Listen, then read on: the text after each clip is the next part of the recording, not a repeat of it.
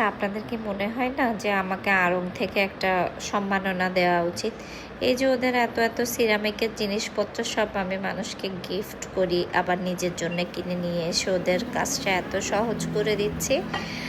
আচ্ছা, যাই হোক, আজকে হচ্ছে আমরা গিফট কেনার জন্য চলে গিয়েছিলাম আড়ংয়ে, যেহেতু আমার অনেক বেশি পছন্দ সিরামিকের জিনিসগুলো, আর মেয়েরা বরাবরই এগুলো অনেক বেশি পছন্দ করে। এখন আর কাপড় চোপড় বা কোনো অর্নামেন্টস ওসবের প্রতি এত বেশি আগ্রহ নেই আমাদের। এখন আমাদের সংসারের জিনিসপত্র কিনতেই বরং বেশি ভালো লাগে।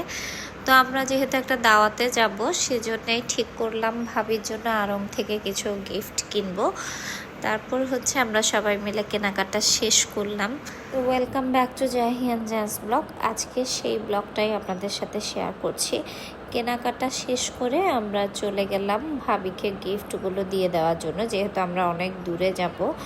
ভাবির কক্সবাজারেই একটা বাড়ি আছে, আর হচ্ছে ওনাদের গ্রামের বাড়ি যেটা, সেটা হচ্ছে কক্সবাজারের শামলাপুরে। তো আমি ভাবলাম অত দূর যাবো, ভাবিকে এত দূর কষ্ট করে আর জিনিসগুলো নিয়ে না যায়, ভাবির বাসায় ভাবিকে দিয়ে দিই। তারপর কেনাকাটা শেষ করে হুটহাট প্ল্যান করেই চলে গেলাম ভাবির বাসায়। ওখানে গিয়ে ভাবি তো আমাকে দেখে একদম সারপ্রাইজ, আর প্রত্যেকটা জিনিস ভাবির যে কী পছন্দ হয়েছে, ভাবির স্মাইলটা দেখলেই আপনারা বুঝতে পারবেন। আর আমি এদিকে দুষ্টুমি করতেছিলাম এক একটা জিনিস বের করে করে। ওই যে যেটা আলাদিনের চেরাগের মতো যেটা আছে, ওটা দিয়ে বলতেছিলাম যে ভাই যখন আপনাকে জ্বালাবে তখন এখান থেকে জিন বের করবেন। এই যে ভাবি আমাকে থ্যাঙ্কস জানাচ্ছিল। এবার ছোট্ট করে ওনার পরিচয়টা দিয়ে দিই। উনি হচ্ছেন জ্যানের বন্ধুর মা। জ্যান যখন নার্সারি ক্লাসে ভর্তি হয় তখন থেকেই আমরা বেশ কজন একসাথে আছি, আমরা সুযোগ হলেই ঘোরাঘুরি করি। তো যাই হোক, ভাবির বাসায় যাব এখন, আগে থেকেই আমার টেনশন শুরু, কি পরে যাব। আর এদিকে জাহিরও নাকি কোনো কাপড় চোপড় নাই। ফাইনালি একটা শাড়ি খুঁজে পেলাম যেটা পরে যাব। এর ব্যাপার হলো, আগের দিন রাতে যেগুলো পরে ট্রায়াল করেছিলাম তার একটাও আমি পরিনি। তারপরে এই তো আমরা রওনা দিয়ে দিলাম। বাইরের ওয়েদারটা ভীষণ সুন্দর ছিল, কেমন যেন আকাশটা দেখে একদম শান্তি শান্তি লাগছিল। আর সেদিন মনে হচ্ছিল অনেক অনেক ট্যুরিস্টে কক্সবাজার ভরে গেছে একদম। আমরা যখন কলাতলি হয়ে যাচ্ছিলাম তখন অনেকটা পথ জুড়ে দেখলাম খুবই জ্যাম। তো আমরা আর কলাতলি রোডটা হয়ে আর যাইনি, আমরা হচ্ছে কোর্ট বাজার হয়ে আমরা চলে গিয়েছিলাম শামলাপুরে। এই যে এই পাশে বিচ দেখা যাচ্ছে, বিচটা দেখলেই আসলে কেমন যেন মনটা একদম শান্ত হয়ে যায়। আমাদের গাড়িতে আরও একটা ফ্যামিলি ছিল, সেটাও হচ্ছে জ্যানের বন্ধু। মূলত আজকের প্রোগ্রামটা হচ্ছে সব জ্যানের বন্ধুদেরকে নিয়ে। জ্যানের বন্ধুদের সবার পরীক্ষা শেষ, তারপর বন্ধুর মারাও একটু ছুটি কাটালাম। আর এইবার আমাদের সাথে জ্যানের বাবা, তারপর হচ্ছে সব বন্ধুদের বাবারাও আমাদের সাথে ছিল।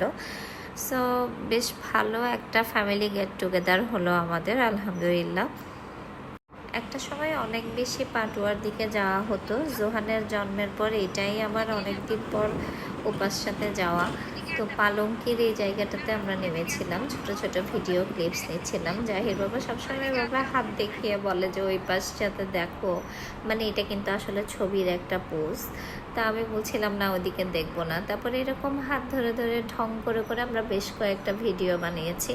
কারণ হচ্ছে যখন থেকে আমি প্রেগনেন্ট ছিলাম, মানে আমার থার্ড বেবির সময়, তো অনেকটা সময় ওর সাথে ছবি তোলা হতো না, কারণ শারীরিক অবস্থা ভালো ছিল না, মনও চাইতো না, ভিডিও করা হতো না। এমনও হয়েছে অনেক সময় আমি কোনো ছবি পোস্ট করতে যাচ্ছি বা আমাদের কোনো একটা ভিডিও খুঁজতেছি, বাট দেখা যাচ্ছে পুরো গ্যালারিতে মানে অর্ধেকটা জুড়ে আমি শুধু আমাদের স্ক্রল করেই যাচ্ছি, আমাদের ছবি খুঁজতেছি, বাট আমাদের কোনো ছবি নাই। তো আজকে আমি আগে থেকেই প্ল্যান করেছিলাম, আমি বলছি আজকে কিন্তু আমি আর তুমি অনেকগুলো ভিডিও বানাবো, যদি আমি সময় পাই, জোহানের যদি মুড ভালো থাকে। তারপরে আলহামদুলিল্লাহ খুব অল্প সময়ের জন্য নেমেছি। আমার কিন্তু ভিডিও ছবি তুলতে খুব একটা সময় লাগে না, যা হয় আমি অল্প সময়ে ওইটুকু শেষ করে আমরা আবার গাড়িতে উঠে গেলাম। তারপর যেতে যেতে দেখতেছি বৃষ্টি শুরু। পাটুয়ার টেকের এই সাইডটাতে প্রায় সময়ই আমি বৃষ্টি পেয়েছি। তো আমি ভাবলাম হয়তো অনেক বেশি ঝুম বৃষ্টি হবে, বাট অতটা বৃষ্টি ছিল না। তারপর আমরা পৌঁছে গেলাম শামলাপুর। এই যে এইখানে ভাইয়া আমাদেরকে রিসিভ করতে চলে আসলেন। আর সবচেয়ে মজার ব্যাপার হচ্ছে আমাদের সবগুলো গাড়ি একই টাইমে এসেই আমরা পৌঁছিয়েছি। তো এটা নিয়ে আমরা দুষ্টুমি করতেছিলাম। এই যে ভাবির বাসায় আমরা ঢুকলাম। এটা হচ্ছে ভাবির কক্সবাজারের শামলাপুরের যে বাসাটা, সেটা চারপাশটা আমি ঘুরে ঘুরে একটু দেখতেছিলাম। জ্যান যখন নার্সারিতে পড়ে তখন থেকেই তো আমাদের পরিচয়, তো তখন থেকেই আমরা ভাবতাম যে ভাবির এই শামলাপুরের বাসায় আমরা যাব, একদিন সারাটা দিন ওখানে কাটাবো, ওখানে খাওয়া দাওয়া করব, মাটির চুলায় রান্না বান্না করব। বাট কেন যেন আমাদের ওভাবে সময় হয়ে ওঠেনি। সে আমাদের জন্য ওয়েলকাম ড্রিঙ্কস নিয়ে আসলো, এটা অনেক বেশি মজার ছিল কিন্তু। আর এটা নাকি ও বানিয়েছে। মাশাআল্লাহ, মেয়েটা অনেক অনেক কষ্ট করছে আজকে আমাদের জন্য। তারপর জাহি বলতেছিল, মা তুমি আমার সাথে একটা ভিডিও ক্লিপস নাওনি, কোনো ছবি তুলনি। তারপর ওর সাথে একটু নিলাম। এরপর ভাবিকে বলতেছিলাম, ভাবি আমি একটু আপনার বাসাটা দেখতে চাই। তারপর ভাবি আমাকে ওনার বাসাটা দেখাচ্ছিল। ভাবি কিন্তু ভীষণ গোছানো, মাশাআল্লাহ, একদম পরিপাটি। এটা হচ্ছে ওনার কিচেন। বাইরের সাইডে আরও একটা বড় কিচেন ছিল, এটা হচ্ছে সেটা। আর আমরা সবাই জানি মাটির চুলার রান্না মানেই হচ্ছে অসাধারণ একটা টেস্ট। এই যে আমাদের রাঁধুনি, আজকে আমরা মাটির চুলার রান্না খাবো। ইয়ে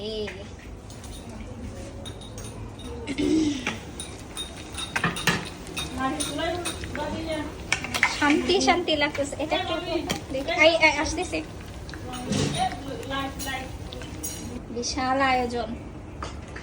বিয়ে খেতে আসছি আমরা, এটা বিয়ের আয়োজন হয়ে গেছে। ওরে আল্লাহ, ইয়ে এটা অনেক মজা হবে। কাঁকড়া, সব মজার মজার খাবার। ওরা কিছুই বাদ রাখে নাই। ভাবি কি কি যে করছে, আল্লাহ। কালা ভুনা, গরু। জাহির বাবা হচ্ছে বাইরে আর কিছু খাচ্ছে না, বলে ওখানে গিয়ে খাওয়া কিনা নষ্ট হয়ে যাবে, কিছু খাইতে পারবে না। কিচেনে সাজানো বড় বড় পাতিলগুলো দেখে মনে হচ্ছিল কোথাও দাওয়াত খেতে আসিনি, আমরা মনে হয় বিয়ে বাড়িতে চলে আসছি, এত এত আয়োজন ছিল। তারপর ভাবির কিচেনের পাশে এই জায়গাটা দেখে ছোটবেলার কথা মনে পড়তেছিল। আমার বাবার বাড়িতে এরকম পেয়ারা গাছ ছিল, আর সবগুলো পেয়ারা কিন্তু আমি এই গাছে উঠে আমিই পারতাম, এটাই আমার দায়িত্ব ছিল। আর লাস্টবার যখন আমি পেয়ারা গাছে উঠেছিলাম, আমি ওখান থেকে পড়ে গিয়ে অনেক বেশি অসুস্থ হয়ে গিয়েছিলাম। তো এরপর থেকে আর আমার গাছে ওঠা হয়নি।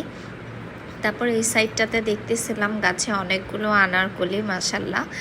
তারপর আরও একটা মিরর পেয়ে আবার একটু দেখলাম সব ঠিকঠাক আছে কিনা। আর এই দিকে খাবার চলে আসছে, জাস্ট দেখেন টেবিলে, মনে হচ্ছে দেখে আমরা কোথাও দাওয়াত খেতে আসিনি, আমরা বিয়ে বাড়িতে চলে আসছি।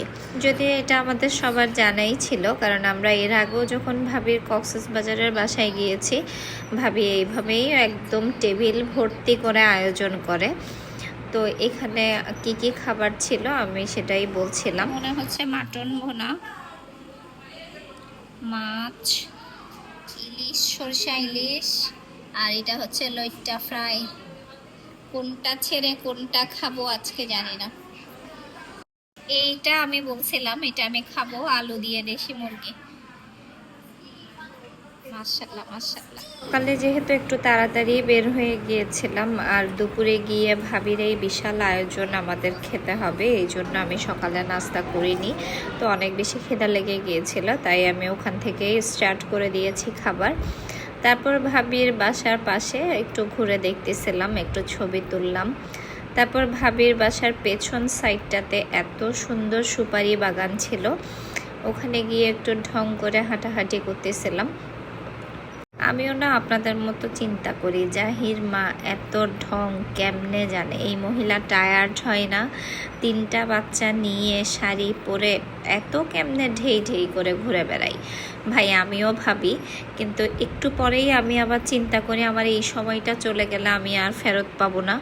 কিছুদিন পরেই বাচ্চা কাচ্চা নিয়ে আরও বেশি ব্যস্ত হয়ে যাব, তাই একদম সময় নষ্ট করতে চাই না, সুযোগ পেলেই ঘোরাঘুরি করি। তারপর এদিকে তো দেখলেন খাওয়া দাওয়ার আয়োজন শুরু হয়ে গেছে, বাচ্চারা সব মোবাইলে গেম খেলা নিয়ে ব্যস্ত।